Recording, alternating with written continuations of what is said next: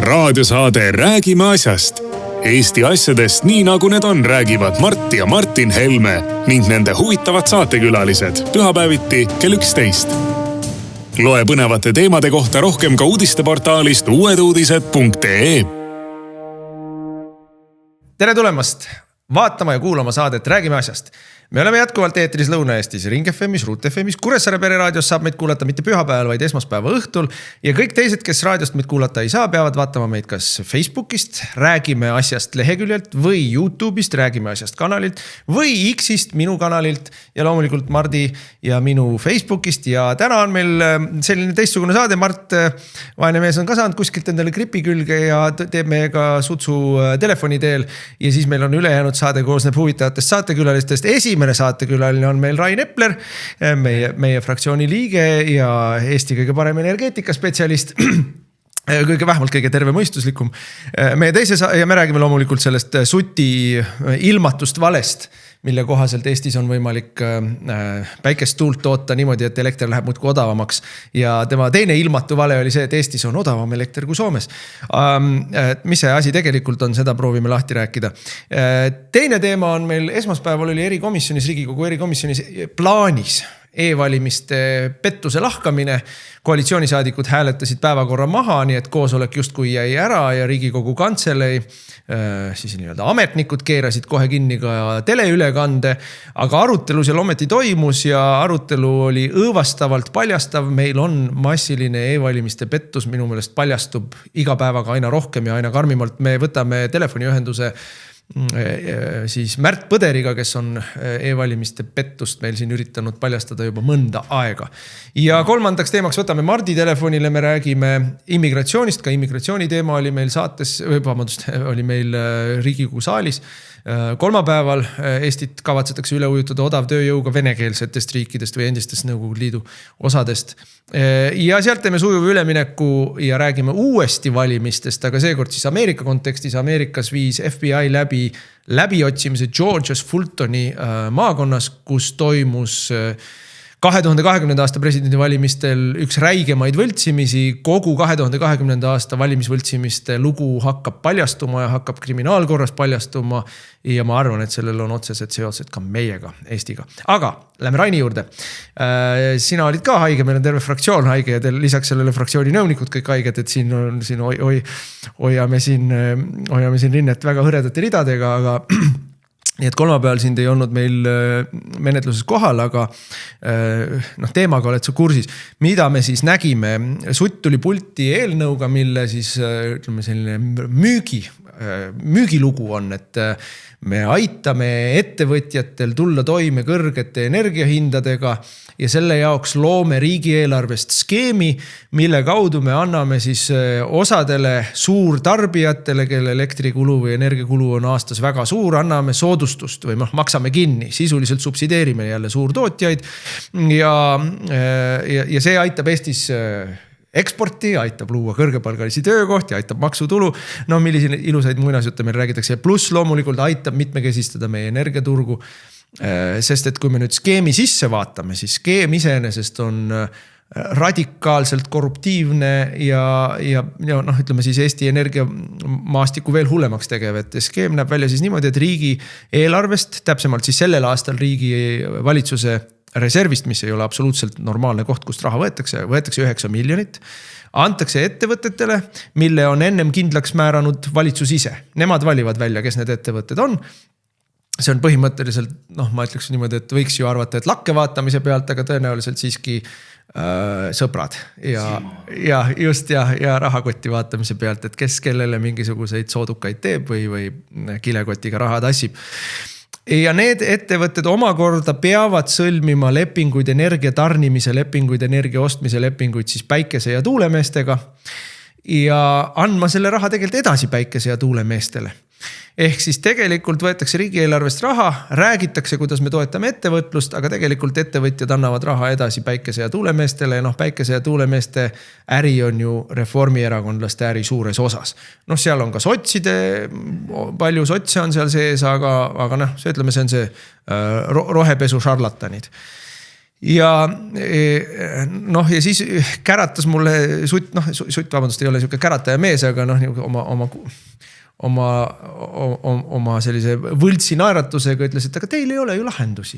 Mis teie lahendused siis on? Ja ma siis lugesin talle ette aastal 2021 septembrikuus kogunes Eesti Konservatiivse Rahvaerakonna volikogu ja võttis vastu volikogu avalduse, kus ta pani kirja, siis energiakriis alles algas, just algas. Siis ei olnud veel Ukraina sõda, mitte midagi, alles hakkasid elektrihinnad kerima. Lugesime lahendused ette, eks ole. CO2 komponent tuleb välja võtta hinnast, börsisüsteem kas täielikult ümber teha või sellest lihtsalt välja astuda, sest börs on tegelikult teenib ainult spekulante.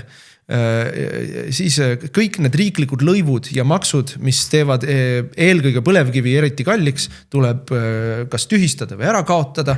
Ja Eesti Energiale kui 100% riigile kuuluvale ettevõttele tuleb anda korraldus toota massiliselt põlevkivist elektrit, et turul oleks ülepakkumine. Praegu ju meelega vähendatakse kogu aeg elektripakkumist Eesti Energiast, see tekitab turul puudujääki ehk defitsiit ajab hinna kõrgeks ja kõrge hinnaga teenivad kõik raha.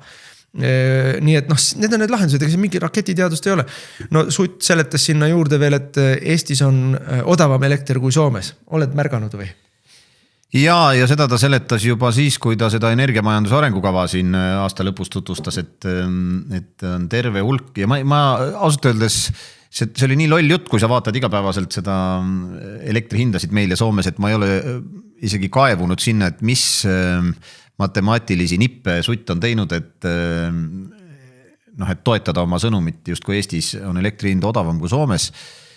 Nii et jah, see on rumal jutt, seda me kõik teame. See on valelik jutt, see ei ole rumal, see on spetsiifiliselt välja valitud. Ma nagu üritasin ka aru saada, et kuda ta jõuab tulemuseni, et Eestis ja Soomes on elektrihind nagu, tegelikult sisuliselt ka tema numbrite järgi võrdsed. Üks oli 12,6, teine oli 12,9, aga näe, Eestis siis on mõni sent odavam. Tegelikult saab ta selle spetsiifilise hinna koha, kui ta võtab väga konkreetse ajaraami ehk 24. aasta ja võtab väga konkreetse elektritarbija sektori ehk siis börsivälise lepingulise eratarbija. Aga see ei ole elektri kogu hind, Ja tegelikult see, millest sa rääkisid nüüd sellest möödunud nädala eelnõust, et kõik see ettevõtete toetamise, suurtarbimise toetamise jutt, tegelikult on ikkagi subsiidiumiskeemiga tegemist. Ja nagu sa ütlesid, siis sellel aastal plaanitakse valitsuse reservist võtta 9 miljonit. Samal ajal on teada, et Reformierakond kõvasti surub seda, et ikkagi tuuleparkide jaoks teha nii-öelda vähem pakkumine, mis jällegi lihtsas keeles öeldes on, et panna turule subsiidiumiskeem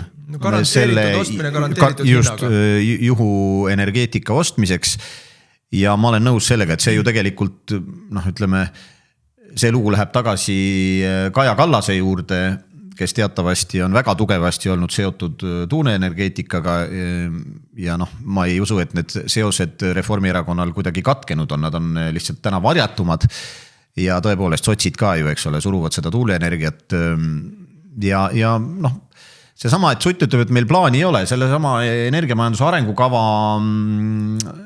ettekande puhul ma ise puldist mitte ainult ei kritiseerinud arengukava, vaid väga selgelt ütlesin ka, mis see plaan on ja ma ei väsi seda rõhutamast. Eesti on harukordses situatsioonis väike riik, maailmas ainulaadne, kellel on oma energeetiline ressurss põlevkivi näol olemas. Ja ka põlevkivijaamad. Ehk ja ka jaamad ja ka teadmine. See ressurss on võimalik elektriks teha. Ja ka teadmine Tehnikaülikoolis kuidas põlevkivi maa seest kätte saada ja kuidas tast elekter teha.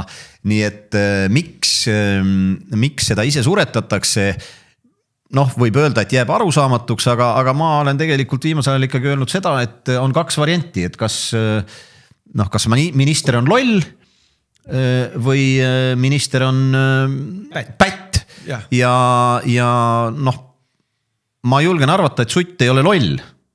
Järelikult jääb sõelale see teine variant, et teadlikult töötatakse Eesti riigi huvidele vastu. Nii et me siin näeme uudistest aeg-ajalt, millega tegelevad meie uurimisorganid, aga tegelikult arvestades seda, kui oluline on energeetika kogu riigi ja tema majanduse toimimise jaoks, tuleks sinna kõva fookus panna ja aru saada, et miks töötatakse riigi huvidele vastu. Noh, ja selle juhuenergeetika kõrval käib meil, eks ole, see gaasijaamade ehitamise jutt, et kõige kiirem on ehitada ja odav ja soodne ja puhas ja kõik muu, noh siis taas kord tõepoolest gaasijaama on kiire ja lihtne ehitada, neid ehitatakse maailmas palju. Täna muidugi on jõudnud kätte situatsioon, kus järjekord gaasiturbiinide ja gaasijaamade tootjate juures on juba veninud pikaks, sellepärast et kui me vaatame seda näiteks, mis toimub USAs, aga ka mujal maailmas, gaasivarusid on leitud üüratuid ja gaasi kasutus läheb ülesse, ameeriklased hakkavad gaasi aina rohkem kasutama ka muuseas andmekeskuste energiaga varustamiseks ja see on tekitanud tohutu nõudluse. Nüüd, mis puudutab seda puhtust võrreldes põlevkiviga, siis kui nad tuleksid nii-öelda piltlikult öeldes kõrvuti august maa seest välja, siis võiks tõepoolest öelda, et gaas on puhtam, selles mõttes ta põlebki puhtamalt, ta on väga kvaliteetne fossiilkütus, aga Eesti puhul tuleb see gaas siis kas USAst või tuleb Katarist või kuskilt mujalt kaugelt. Varsti tuleb jälle Venemaalt. No, ja ärme unusta, eks ole, et üks, kes on Euroopat pikalt varustanud Venemaa, aga see tähendab seda, et teda tuleb transportida, seal on geopoliitilised riskid. Kui täna mõelda maailma olukorrale ja siis mõelda, et laevadega tuleva kütusest oleks Eesti sõltuv oma energiavarustuses, ei tundu mõistlik perspektiiv, aga kui sa kogu selle tarneahela, selle gaasi veeldamise, transpordi, taasgaasistamise nii-öelda heitmed nendele inimestele, kes selle heitme pärast muretsevad ja sutt käib rääkimas, kui puhas on gaas. Kui sa need sinna juurde paned, siis ta on põlevkiviga võrdne. Või vaata, et põlevkivi on puhtam, nii et see puhtus jutt. Meie sellepärast ei muretse, aga lihtsalt, et noh, on ju terve rida eriti noori inimesi, kes on kuidas ma ütlen, stressi aetud kogu selle kliimahüsteeriaga ja eks siis sutt adresseerib ilmselt seda seltskonda, öeldes, et gaas on maru puhas. Tegelikult ei ole. Kõik noored inimesed, kes te muretsete selle heitme pärast, tehke see arvutus läbi ja näete, et põlevkivi on väga hea ja ka gaasiga võrdselt puhas energiaallikas. No mida ta ei räägi meile, kogu suti arvutus on valelik, aga nüüd on ta nagu adapteerunud või reageerinud sellele, et ta ei saa öelda, et meil ei ole lahendust, sest et talle on seda lahendust korduvalt, teda on ninapidi sinna sisse pistetud.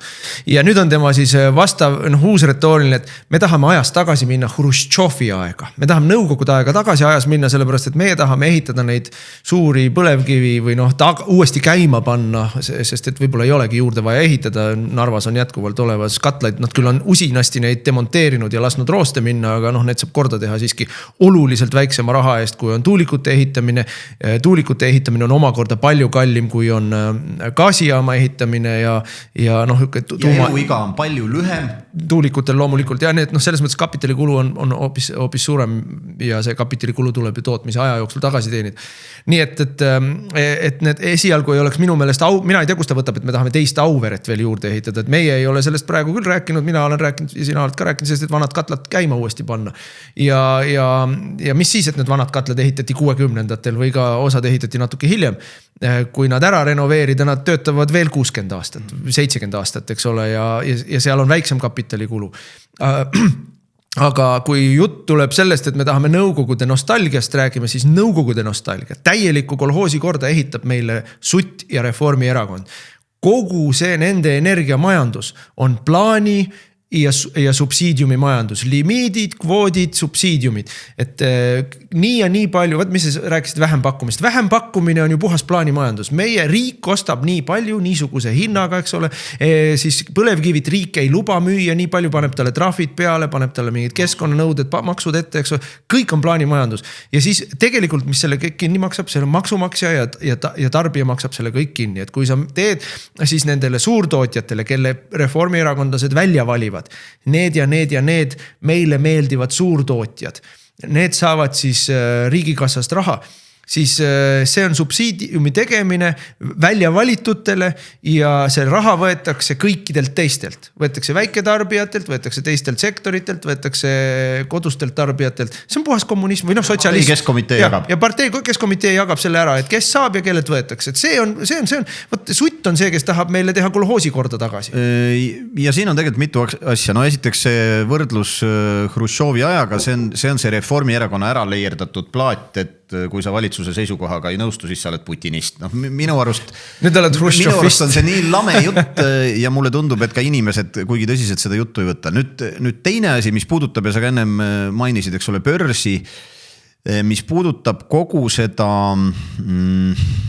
ma ei tea, turumajanduse mängimist energeetikasektoris, siis tegelikult maailmas aina kõvemini kostavad hääled ja kui mina kipun nendega nõustuma, kes ütlevad, et energeetikas see ei toimi ja me ei peaks vaatama energeetikasektoris seda, et üksikud ettevõtjad saavad seal ülikasumlikult toimetada, sest ühiskonna kulu läbi selle läheb ülesse, kui me korjame maksu, maksame subsiidiumi ja siis keegi on justkui teeb hästi kasumlikult äri. Nii et see, et võrgud ja energia tootmine on lahus ja siis veel turul mängitakse börsi, mis on tegelikult väga altis manipulatsioonidele ja nii edasi, et väga mõistlik oleks energeetikasse suhtuda kui sellisesse baasvajandusse, mis on vajalik ära lahendada kvaliteetselt, et sul ülejäänud riik ja majandus saaks õitseda. Nii et mina ütleks, et Eesti 2018 oli viimane aasta, kus me eksportisime elektrienergiat ja siis me eksportisime seda niimoodi, et me saime selle eest ka raha. Nüüd, mida Sutt tahab teha? Sutt tahab ehitada juhuenergia tootmist subsiidiumide toel, mis toob kaasa selle, et kui on tuuline ilm või päikeseline ilm, siis meil ongi elektrienergiat üle ja siis me tõepoolest peame seda eksportima, sest meil pole teda kuskile panna. Raha me selle eest siis ei saa. Me kas maksame peale või ütleme, positiivne stsenaarium on see, et saame nulliga ta ära anda. Nii et eksport ei ole asi iseeneses, ekspordi mõte võiks olla tulu teenimine. Aga see töötab täpselt samamoodi ka vastupidi, et kui me täna impordime, siis me impordime kallilt, loomulikult. Ekspordivõime on meil siis, kui hinnad on kõige madalamad ja importima me peame siis, kui hinnad on kõige külmal talvepäeval tuulevaitsel. Selles mõttes, et kogu see jutt sellest, et me oleme teistega ühendatud ja siin on ühtne turg, see kõik on täielik vale. Tähendab, me võimegi olla teistega ühendatud ja see turg ongi, aga see turg on ehitatud niimoodi, et siis, kui me müüa saame me ainult siis, kui raha ei saa ja ostma peame me siis, kui on kõige kallim.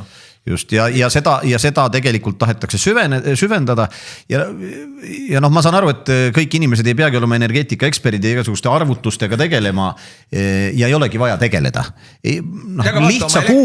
Vaata elektriarvet või lihtsa Google'i otsinguga.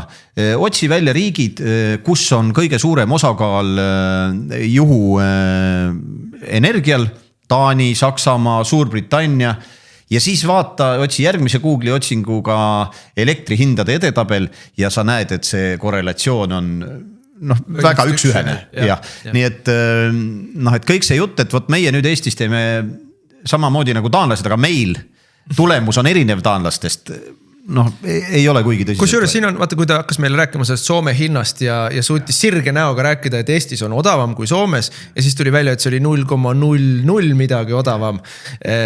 Aga mõtleme korra Eesti ja Soome ostujõu peale, elatustaseme peale, Soome ja Eesti palkade ja pensionite peale, et Soomes palgad, kui ma õigesti mäletan, 2,5 korda kõrgemad vähemalt, eks ole, pensionid üle 2 korra kõrgemad kui Eestis. Ja siis, kui meil on sama hind, siis ostujõuga võrreldes meil on isegi, kui see hinnanumber on sama, on meil elekter 2,5 korda kallim. See on selline statistikaga manipuleerimine, mis on täpselt jälle kolhoosi ajast pärit. Nemad on kolhoosi ajast, Hruštšovi ajast pärit, Brežnevi ajast pärit oma jutuga. Ja kusjuures sellel hallil nõukogude ajal oli Eestis väga palju inimesi, kes kuidas ma ütlen, püüdsid petta suurt süsteemi, et Eestis läheks elu paremaks. Olgu see energeetikas või siin mingite suurte infrastruktuuri objektide ehituses või ka näiteks metsanduses, siis täna juhivad Eestit inimesed, kes igapäevaselt oma tegevusega kahjustavad Eestit. Ja Sutt on selles mõttes hea näide, et mitte ainult energeetika, vaid kui me vaatame ka Eesti ühte kõige olulisemat majandussektorit metsandust, siis ka seda sutt suretab samal ajal, kui ta energeetikasüsteemi lõhub, nii et veel kord kutsun üles jõuametkondi tõsiselt sisse vaatama sellesse, millega Reformierakond. Kusjuures iga kord, kui ma räägin elektri hinnast või kui me räägime elektri hinnast, siis inimesed juhivad mu tähelepanu ja neil on alati õigus ja see on õiglaselt vähe tähelepanu saab, on ka võrguhinnad. Et me räägime väga palju elektri hinnast, aga see, mida lõpuks inimene arve peal maksab, on ju kogu summa ja 2/3 sellest kogu summast ei ole mitte elektri hind, vaid kõik muud tasud ja neid tasusid teeb sutt kogu aeg juurde. See sama stabiliseerimistasu, mis nüüd tuli, see on ju sellepärast, et meil on palju tuult ja päikest tulnud, nad kogu aeg kiitlevad, et oi, eelmisel aastal juba, ma ei mäleta, mis see protsent oli, mingil perioodil peaaegu pool meie elektri tootmisest tuligi tuulest ja päikesest. See on väga halb, see on väga halb. Sest et see ongi see, mis toob meile selle stabiliseerimiskulu. See on stabiliseerimiskulu muide peab katma, eks ole, põlevkivijaam ja põlevkivijaam omakorda, eks ole, tegelikult kannab seda kulu ja selle võrra on tal raskem turule pääseda. Nii et see nagu kõik on tagurpidi tehtud, et suretada välja meie põlevkivi elektrit ja siis hoida püsti. Ja tänasel päeval enam ju isegi subsiidiumitega päike ja tuul turule ei pääse. Pidevalt on periood, kus päike ja tuul isegi subsiidiumitega on liiga kallis ja turule ei pääse. See on üks pool ja siis jällegi teine pool, mida rohkem sa seda üle investeerid sinna, mida rohkem sa neid võimsusi ehitad, siis seda rohkem ta sööb nende ettevõtete enda tegelikult äriplaani sisse. Siis ongi nii, et on päikeseline ilm, kui nad justkui saaks toota, aga siis on hind 0. Ja siis, aga raha on vaja ju teenida ja siis tulebki minna valitsuse reservfondi kallale, mõelda välja skeemi, mida sa nimetad ettevõtete, suurtootjate toetamiseks, aga mis tegelikult on läbi nende taas juhuenergeetika subsideerimine. Ja süsteemi kulu kogu aeg kasvab. Just, ja see süsteemi kulu maandub suures osas võrgu kulu peale, sellepärast, et jätame kõrvale kõik need otsetoetused, mida nad annavad selle sama eelnõuga, mis oli eelmisel nädalal ja kõik need nii-öelda müügiskeemid, aga siis on veel võrgutasu. Sellepärast, et võrku on vaja kogu aeg oluliselt välja ehitada. Kui me teeks ainult võtaks oma elektri Narvast põhiliselt, siis see võrk ehitati välja Vene ajal juba. Seda ei ole vaja juurde. Hoiad oma alajaamasid ja tänapäeval uuendada ja hoida. Aga mitte sellist massiivselt. Praegu on vaja uusi alajaamasid, uusi stabilisaatoreid, uusi siis võimsamaid liine uutesse kohtadesse. Väga hea näide, miks meil läks ära Soome kaabel. Mõlemad. Sest et akujaamad on Eestis ja need akujaamad on sellised, et nad lõhkusid põhimõtteliselt võrgu ära. Ja sutt jälle tuleb meile pulti ja ütleb, oi, me hakkame ehitama akujaamasid, see teeb jälle elektri odavamaks, ei tee elektrit odavamaks, see teeb võrgu kallimaks ja võtab meil Soomest odava elektri ostmise võimaluse ära. Kogu see skeem on pättus. Nii et selles mõttes ja ma ei tea, kui keegi usub teda, siis ta peaks panema pea jääauku korraks ja natuke raputama, et tule mõistusele. Või siis nagu soovitas omaaegne Reformierakondadest peaminister, et ikkagi fooliumimütsikese pähe panema, et süti jutt läbi ei tuleks. Nii, Rain, sinuga sai elektrist rääkida väga tore oli. Täna me saatesse tulemast ja ikka jätkame võitlust. Raadiosaade Räägime asjast. Jätkame saadet, meil on nüüd telefoniühendus Märt Põderiga. Märt Põder on MTÜ Ausad valimised, juhatuse liige ja siis e-valimiste selline, kuidas me ütleme, süstemaatiline vaatleja olnud aastaid juba ja e-valimiste problemaatikaga päris palju vaielnud nii valimiskomisjoniga kui Riigikohtuga ja miks me selle teema üles võtsime? Esmaspäeval oli Riigikogus plaanis erikomisjonis e-valimiste teemaline arutelu jälle, kuhu olid kutsutud siis Tarvo Treier, kes on TalTechi teadlane ja kes on teinud uurimuse selle e-valimiste nõrkuste kohta ja avastanud, et see on auklik nagu Šveitsi juust. Ja seal olid ka siis ausatest valimistest Märt Põder ja Indrek Lees ja Aarne Koitmäe valimiskomisjonist oli tulnud siis enda poolseid selgitusi andma ja e-valimiste süsteemi kaitsma. Aga juhtus niimoodi, et koalitsioonisaadikud, kes seal olid siis Irja Lutsar, Stig Rästa ja Eerik-Niiles Kross ja muidugi ka Riina Sikkut sotsidest, kes ei tea veel, et ta on opositsioonisaadik, hääletasid maha päevakorra ning komisjoni koosolek jäi ära sisuliselt ja kuigi siis arutelu tegelikult seal jätkus ja arutelu käis, aga kiiremas korras anti Riigikogu kuskilt kõrgemalt korruselt anti korraldus selle komisjoni istungi teleülekanne või YouTube ülekanne ka kinni keerata, et jumala eest ilmarahvas ei näeks ja ei kuuleks, mis seal siis arutati, aga Märt Põder oli kohal, Märt Põder on meil nüüd telefoni teel ja Märt saab meile rääkida lühidalt, mis seal juhtus ja saab ka rääkida sellest, mis pärast juhtus. Tere jah, et see, mis juhtus, oli väga detailne ja juba praegu vist, kes seal tegelikult kohal olid, seal olid osad liikmed haiged ja siis olid asendusliikmed sinna saadetud ja minu meelest Riina Sikkut ei olnud kohal. Reformierakonna poolt olid hoopis Jüri Jaanson ja Anti Haugas ja nii edasi ja koalitsiooni häältega tõesti see koosolek hääletati maha, aga siis ma saan aru, et oma rolli mängis see puuduv Riina Sikkut sotsidest seal. Ja siis selle koosolekut ennast nagu seal toimumist takistanud, et need, kes kohale jäid, nendele siis see Tehnikaülikooli teadur Tarvo Treier siis pidas ettekande nendest rünnetest, mida ta dokumenteeris, mis olid siis võimalikud KOV valimiste ajal ja mida siis Tarvo Treier arvas, et valimisteenistus siis parandab tegelikult KOV valimisteks pigem ära, sest ta oma selles teadustöös oli seda siis niimoodi kirjeldanud, et ta edastas selle info ja selle jaoks, et seda saaks arvestada KOV valimiste korralduses.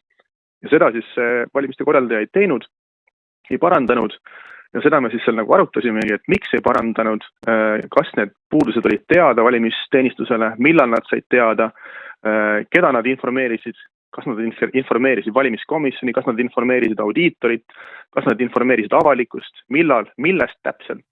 Ma korra segan siia vahele, et Tarvo Treier tegi tööd selle jaoks, et aidata valimiskomisjonil siis tuvastada ohtusid või riske, et tema eesmärk on, ütleme siis vähemalt ülesande püstituse mõttes on see, et teha siis rünnakud vähem võimalikuks või vähem tõenäoliseks.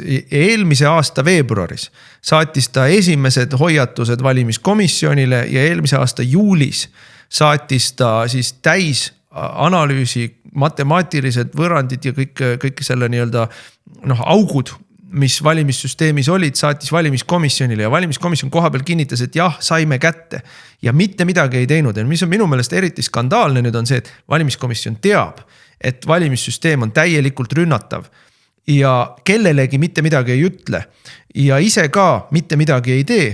Aga mis tuli minu meelest, võib-olla sa saad seda põhjalikumalt kirjeldada välja, on see, et valimiskomisjonile anti sisuliselt spikker ette, kuidas valimistel hääli muuta, võltsida, kustutada nii edasi. Kusjuures üks asi, mis seal veel, mida minu meelest on vaja eraldi välja tuua ja rõhutada, on see, et ta näitas ära ka võimalused, kuidas on võimalik häälte manipuleerimine või häälte muutmine või häälte võltsimine niimoodi, et audiitorprogramm seda ei näe. Jah, et küsimus ongi selles, et kas audiitorit üldse informeeriti nendest rünnetest. Ütleme see ajalugu on keeruline, sest Treieril on tegelikult 2 uurimustööd. Üks oli juba 2024, mille tulemusel öeldi, et kõik tehti juba korda. Ja see teavitus, et kõik tehti korda, oli siis juba varem 5. veebruaril 2025. Aga siis Treier 2 nädalat hiljem, siis 18. veebruaril saatis teate, et tegelikult on 37 niisugust ründestsenaariumit, mida tuleks käsitleda. Et nendest, mida siis just oli valimisteenistus teada andnud oma siis teavituses, et kõik on turvaline ja teadlastega koostöös on kõik juba korda tehtud, et see ei pea paika. Et selles mõttes jah, aga küsimus siis selle audiitoriga seoses on see, et kuna valimisteenistus teadis nendest 37 ründest, millest siis kõik võib-olla ei õnnestu tingimata, aga enamik on sellised päris ründed, mida siis on demonstreerinud teadlane siis eksperimentaalselt tegeliku siis selle hääletussüsteemi abil, mida ta siis oma laboris pani käima. Et valimisteenistus oleks saanud neid ründeid kasutada ja kui audiitor nendest rünnetest ei teadnud, siis ta ei teadnud, et kontrollida, et kas valimisteenistus siis nagu kasutas neid ründeid siis valimistulemuse manipuleerimiseks või mitte. Ja sellise info audiitori eest hoidmine oleks siis nagu ma ei tea, kriminaalne võib-olla. Et see on võib-olla see kõige intrigeerivam küsimus. Et miks siis valimisteenistus ikkagi neid siis varjas ja kas ta varjas ka audiitori ees. Aga selle jaoks oligi ju kohal Arne Koitmäe, eks ole, valimisteenistuse juht, kes ju pidi seletusi andma seal. No tema seletus oli vastuolulised. Kõigepealt ta ütles, et see info nende rünnete kohta oli avalik ja selle tõttu audiitor pidi olema informeeritud. Ja siis ta pärast muutis oma seisukohta, öeldes, et tegelikult et info ikkagi ei olnud päris avalik, et see tõesti tuli avalikuks alles siis päev pärast KOV valimiste e-häälte siis hävitamist 8. detsembril, et nad esitasid 9. detsembril siis pressiteate, et selline teadustöö ilmus ja et nad nüüd tegelevad sellega. Aga jah, et see Koitmäe siis muutis oma seisukohta, ütles, et aga tegelikult me ikkagi saatsime audiitorile mingisuguse meili või midagi, aga ta ei täpsustanud millal ja kuidas. Ja see Indrek Leesi, kes tegelikult siis oli seal ka valimisteenistuse esindaja, mitte meie MTÜ esindaja, et tema siis nagu ütles, et me saatsime ikkagi mingisuguse meili ja see tundus nagu niisugune hädavale, mis siis leiutati, et et ikkagi kuidagi anda märku, et audiitor oli kuidagi informeeritud. No. Ja kui nüüd vaadata tegelikult audiitori raportit ja audiitori läbiviidud toimingutest on ka video, valimisteenistuse enda avaldatud video, kust on näha üksikasjalikult, mida audiitor tegi, siis ei audiitori raportis ega selles videos ei ole ühtegi märki sellest, et oleks need 37 ründestsenaariumi läbi käidud ja veendutud, et valimisteenistus neid ei kasutanud. See on nüüd põhiiva, mida minu meelest ka siis Treier rõhutas, eks ole, et põhioht on see, et valimiste korraldaja ise, et mitte välimine rünnak, vaid valimiste korraldaja ise saab muuta hääli.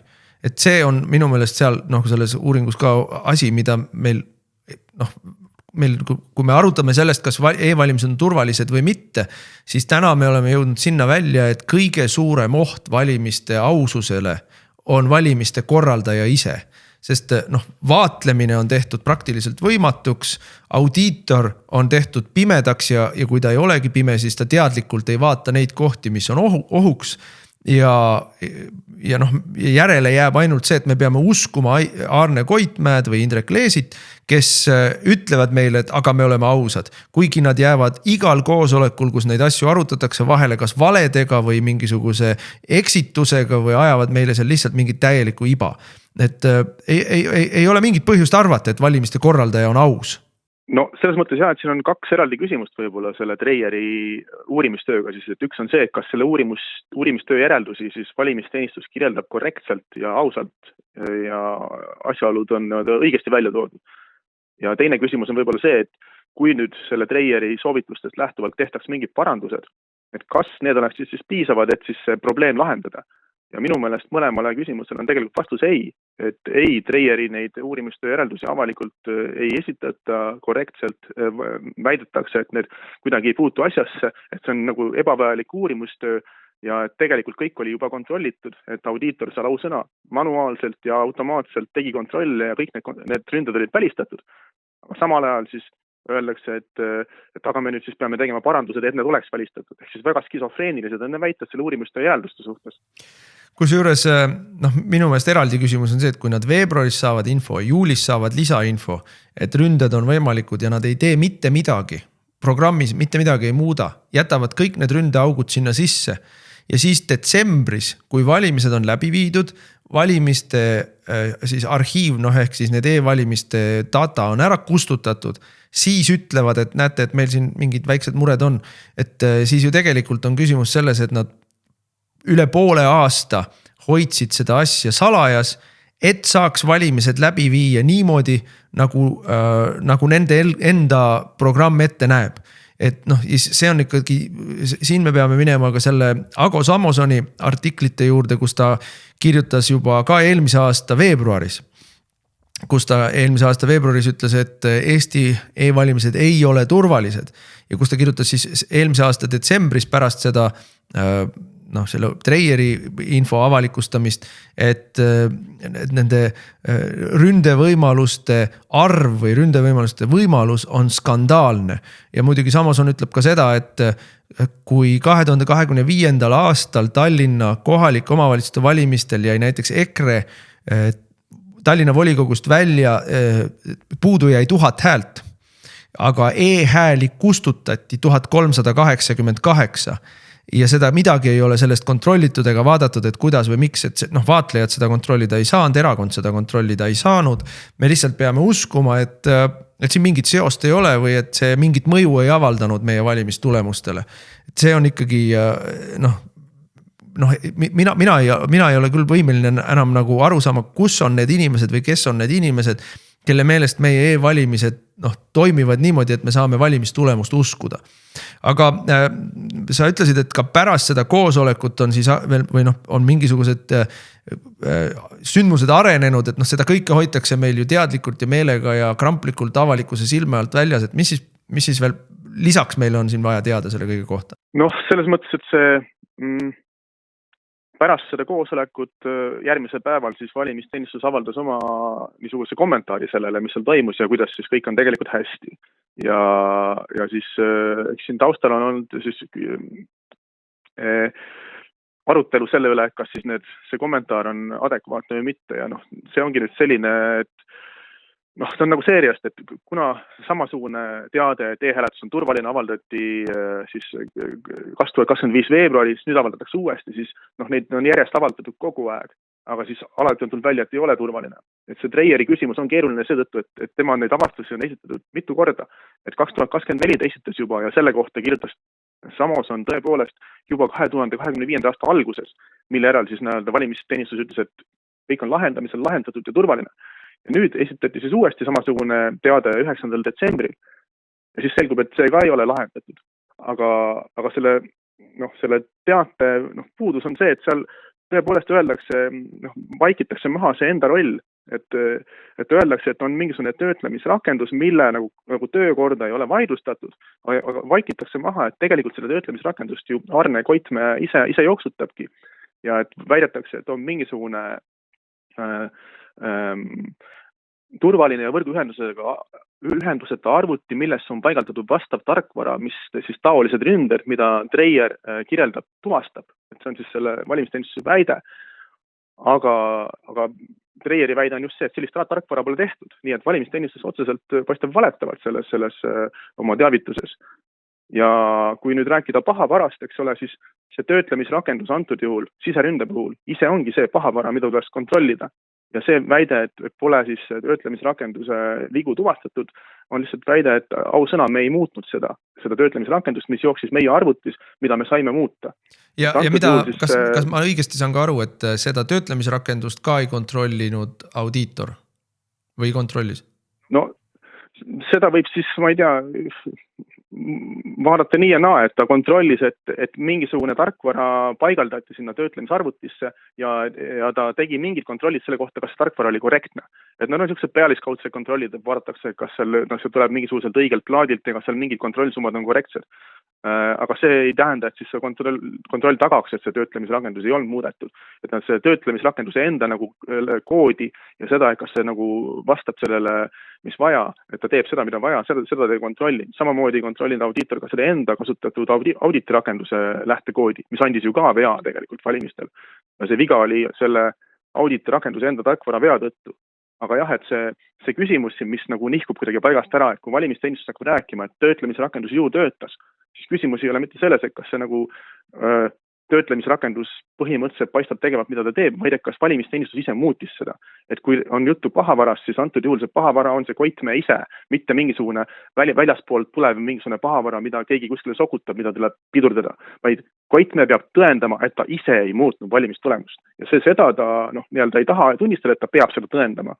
Ja see on tõesti see suur probleem selle e-hääletuse puhul. Aga kes seda üldse kontrollib, normaalsete valimiste puhul, pabervalimiste puhul on vaatlejad, kes kõiki protseduure ja protokolle saavad kontrollida, valijate nimekirju saavad kontrollida, komisjonide lugemisprotseduure ja lugemistulemusi, võrrelda sedelitega nii edasi, e-valimised on absoluutselt teistmoodi käivad, et seal peaks saama kontrollida teisi asju, neid samasid programme ja protokolle ja nii edasi, aga praegu me oleme olukorras, kus seda ei kontrolli ei vaatlejad ega audiitor, see kõik on valimisteenistus või valimiskomisjoni peal ja lisaks sellele siis taustal istub Riigi Infosüsteemide Amet ehk RIA, kes on selle programmi tegelik omanik ja kelle serveritesse kõik tegelikult ju toimib.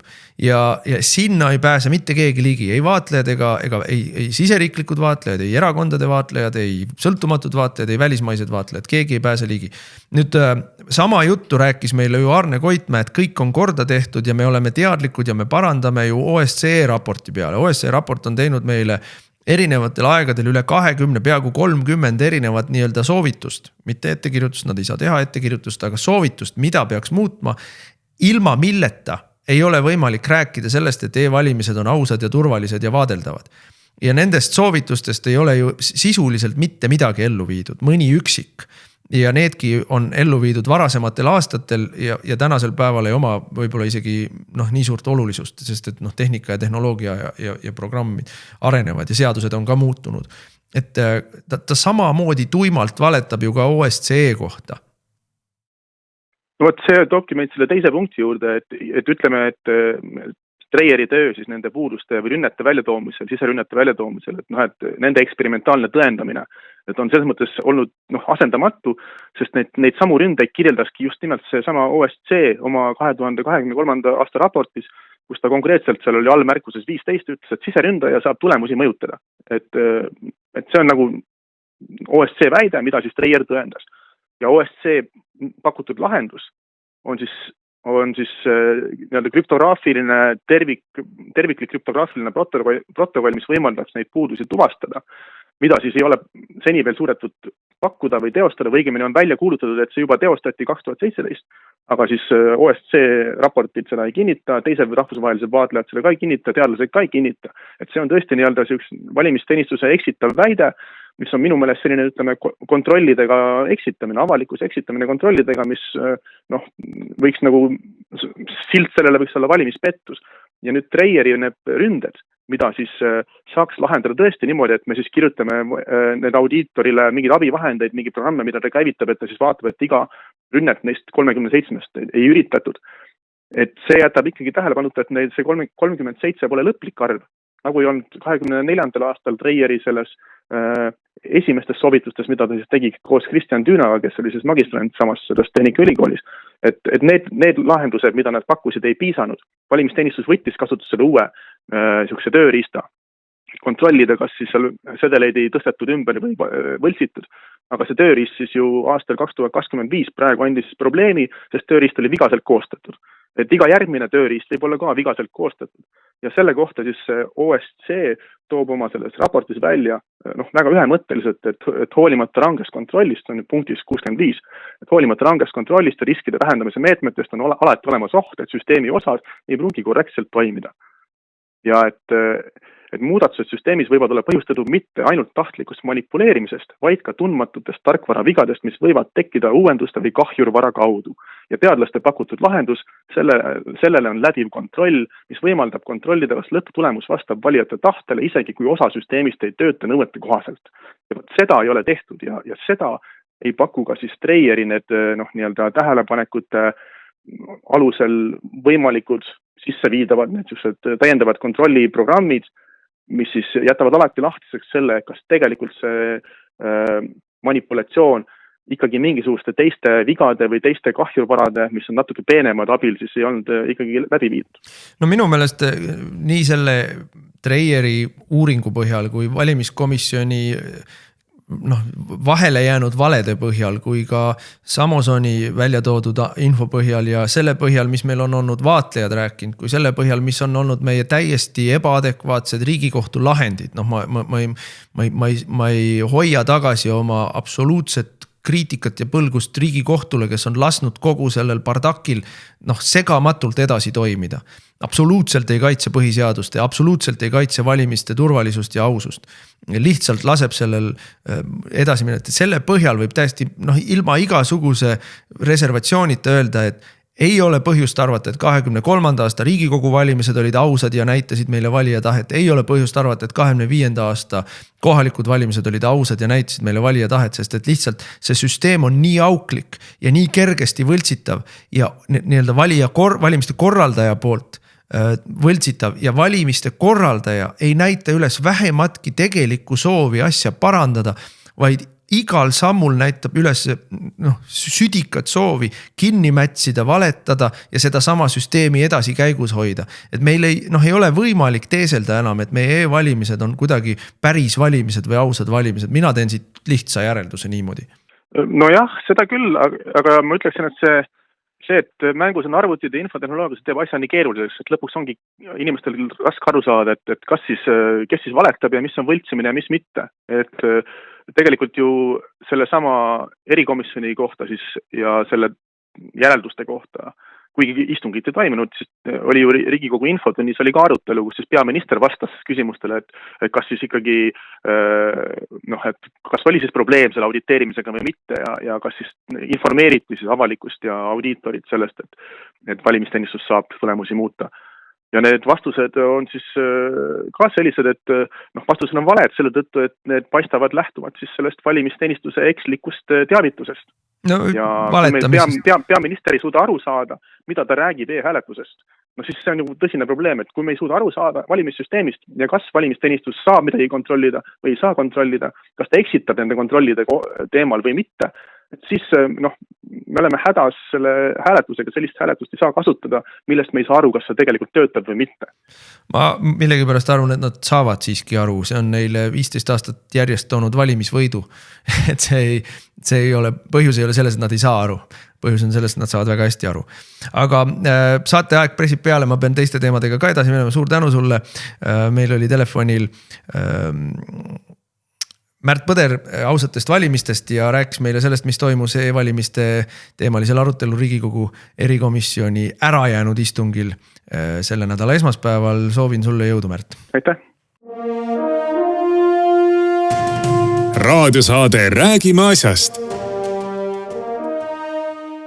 Nii, meil on nüüd telefoniühendus Mardiga, et selle jaoks ikkagi saaks öelda, et Räägime asjast saates on Mart ja Martin Helme.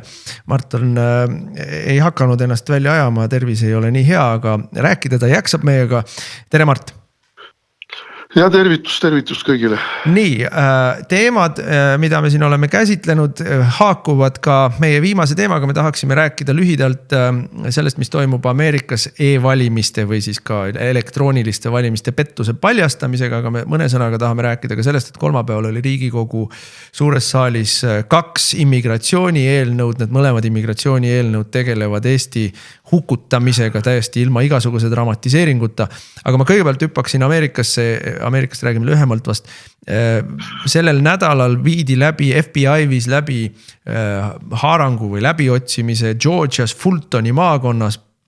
Fultoni maakond on selline, kus siis ja miks nad seda tegid, et Fultoni maakond ei olnud välja andnud ei valijate nimekirja, valijate sedeleid ega ka elektroonilise valimise andmekandjaid, kuigi kohtud olid korduvalt teda kohustanud seda tegema. Ja Fultoni maakond oli see koht, kus siis muidu oli Georgia osariik 2020. aasta presidendi valimistel ja ka senati valimistel, sealt oleks pidanud võitma vabariiklased, aga siis lõpetati valimised ära ja järsku hakkas tulema peale massiliselt Joe Bideni hääli ja 0 häält tuli kogu aeg siis Trumpile, kuni siis kogu Georgia osariigi valimistulemus pöördus Joe Bideni kasuks. Ja nüüd läbiotsimiste käigus on siis juba on tuvastatud seda, et 10 000 valimissedeleid on läbi lastud põhimõtteliselt koopia masinast, kus Bidenile ja demokraatlikele senaatoritele on hääli antud täpselt samamoodi, täpselt sama käekirjaga, täpselt samade allkirjadega.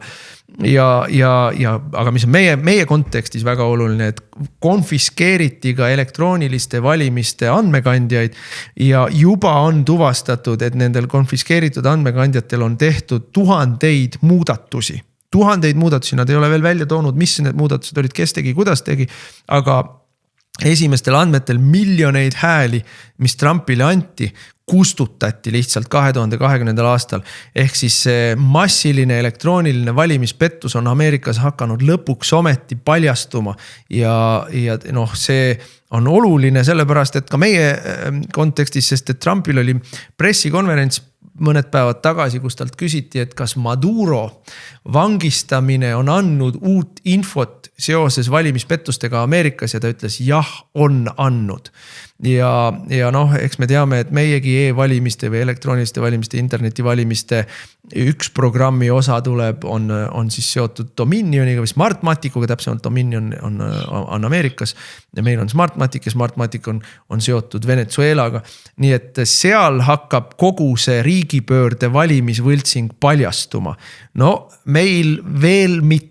Sest võimul on inimesed, Ameerikas on toimunud ikkagi võimuvahetus, need, kes valimispettust tegid 20. aastal, 24. aastal kaotasid ja võimule tulid inimesed, kes oleks pidanud ilmselt juba võitma ka 20. aastal ja nüüd nad kontrollivad neid asju. Meil kahjuks 23. aastal, 25. aastal jäid võimule suures osas need inimesed, kes kes said kasu minu meelest sellest, et meil on e-valimised nii jaburad, nagu nad on. Ja no ega põhimõtteliselt on ju näha olnud see, missuguste trikkidega tehakse nii sealpool ookeani kui ka meil siin. Et üks viis on ju valijate hulga suurendamine. Äkitselt leitakse kuskilt, Eesti tingimustes siin 20 000. 50 000 oli 23 aastal toodi juurde valijaid. Kes mingil põhjusel varem nagu valijate registris ei ole olnud ja valimistel ei ole osalenud. Aga näe nüüd osalevad usinalt ikkagi liberaalse frondi toetuseks. Et see on üks viis ja teine viis muidugi on ikkagi mingisuguse maatriksi alusel e-hääli jagada nii, et 2/3 e-hääli läheb Reformierakonnale ja tema satelliitidele ja võib-olla siis 1/3 läheb silmapetteks ka kellegile teisele. Aga proportsioon on niivõrd erinev, et see teine ehk siis EKRE ei saagi loomulikult võita. Ja Ameerikas ei ole veel lõpuni ju ka kõiki neid asju paljastatud, aga nüüd me näeme siis, et kõik need kapitooliumi mäsud ja mis seal olid, need kapitooliumi mäsud olid ka muidugi süvariigi poolt inspireeritud selleks, et ehk õnnestub Trump kuidagi konku otsa saada ja lõpuks ka trellide taha saata. No, mida nad ju proovisid. Aga ei õnnestunud. Aga eks seal oli ka ikkagi tõsimeelseid protestijaid ja mässajaid nende provokaatorite kõrval, kes samuti ütlevad, nii nagu mina ütlen. Ma käin mööda Eestit ringi, me käime mööda Eestit ringi. Ja kui on mingid, nagu kohalikud valimised olid meil alles äsja oktoobrikuus. Kõrval on mingisugused telgid, teiste erakondade telgid, kus praktiliselt inimesed huvi ei tunne. Ja meie juures tunglevad inimesed. Aga valimistulemus näitab täitsa teistsugust tulemust. Et see ei ole loogiline. Ja liberaalne front saab praegu aru, nad on tegelikult ju raevus ja paanikas, et neil läheb lihtsalt parv alt ära seoses Trumpi tegevusega ja mitte ainult Trumpi tegevusega, tegelikult me näeme ju seda niisugust liberaalse frondi lagunemist ka Euroopas erinevates riikides ja nüüd nad üritavad ja meil Eestis eriti jõhkralt üritavad teha veel, mida teha annab, et oma võimu kindlustada ja mitte alternatiivseid jõude, konkreetselt siis Eesti Konservatiivset Rahvaerakonda, mitte võimule lasta ja selleks töötatakse üles siin sõnakuulelikke nii nimetatud konservatiive. Keskerakond ei ole nüüd küll meil vähimalgi määral konservatiivne erakond ja Isamaa konservatiivsus on ka selline nagu Ameerikas öeldakse, et see rhino, et Republican in name only. Ainult nime poolest. Ja ainult nime poolest konservatiivid, et siis nii-öelda vett segada ja inimesi segadusse ajada ja aga muide selles osas varem või hiljem kukub kokku. Selles osas muide tuleb öelda, et valimiste meil on ju psühhooperatsioon ja infooperatsioon on ka parteide populaarsusküsitlus. Et nüüd näidatakse, et meil on 3. populaarseim peaministri kandidaks on Lavly Perling, lubage naerda, lihtsalt lubage naerda. Aga miks nii tehakse või kuidas nii tehakse? Et meil on valimistulemused, mis on olnud korduvalt ja korduvalt järsult erinevad sellest, mis on küsitlusfirmad näidanud, et ennem valimisi näitab meile 25%, siis me saame 16, eks ole. 10% on vahet. Ükski valimisküsitlus ei näidanud Reformierakonnale selliseid koguseid saadikuid, nagu 23. aasta valimistulemus lõpuks oli. Ja kohalikel valimistel saab samamoodi. Küsitlused näitavad, et EKRE-l on väga hea tulemus tulemas ja siis tuleb valimise õhtu, me ei saa Tallinnas isegi volikogusse sisse. Ja siis need küsitlusfirmad hakkavad oma valimit ja oma valimismetodoloogiat timmima, sest kõik võtavad selle hoiaku, et näed, et valimistulemus on ju see kõige täpsem pilt sellest, kuidas inimesed tahavad poliitilised eelistused on. Et ju meie siis küsitlusvalim või küsitlusmetodoloogia oli midagi valesti, et me peame selle viima me peame jõudma tulemuseni, mis klapib valimistulemusega ja selle tulemuseks ongi, et ka küsitlusfirmad moonutavad, täielikult keeravad kringliks kogu oma tulemused, need ei saa tõsiselt võtta, neid ei ole võimalik tõsiselt võtta, sest nad on viinud selle kooskõlla võltsitud valimistulemustega. Ja Ameerikas räägitakse täna täiesti üheselt sellest, et 2020. aasta valimistulemusi tuleb tagantjärgi tühistada, et sertifitseerimist ei oleks tohtinud teha, seal on teistsugune süsteem kui meil, eks ole, valimistulemuste kinnitamist ei oleks tohtinud teha, ja kogu valimistulemused tuleb tühistada. Ja mina ütlen sama, me peame jõudma 23. aasta valimistulemuste ja ka 25. aasta kohalike omavalitsuste tulemuste puhul tühistamiseni, sest need ei olnud ausad päris valimised, see oli tegelikult riigipööre, nii nagu Ameerikas. Ja ega nende küsitlustega on niimoodi, et küsitlused muidugi suunavad ka selles mõttes, et valijate meelsust. Ja kui me näeme siin, me oleme nüüd väidetavalt kukkunud 7 aasta kõige madalamale tasemele küsitlustes, siis see on ikkagi puhas manipulatsioon, sellepärast, et sellega püütakse mõjutadagi inimesi niimoodi, et teil läheb seal ikka kehvasti ja kuna inimesed tahavad ikka võitja poolel alati olla ja populaarse poolel olla, siis nii mõnigi ütleb, et ma seekord valin nüüd ikka, ma ikka annan oma hääle Isamaale. Et see on mitmekihiline või mitmesuunaline niisugune ühiskondlik manipulatsioon. Ja me näeme seda praegu ka mujal, me näeme seda näiteks praegu Ungaris, kus loomulikult Euroopa massiivsel toetusel, Euroopa Komisjoni ja igasuguste muude Euroopa institutsioonide massiivsel toetusel näidatakse kogu aeg Orbanile halbu küsitlustulemusi. Et Orbanil ikka läheb väga halvasti ja Orban ikka tõenäoliselt neid valimisi ei võida. Ja ma mäletan, et enne eelmisi valimisi oli täpselt sama jutt.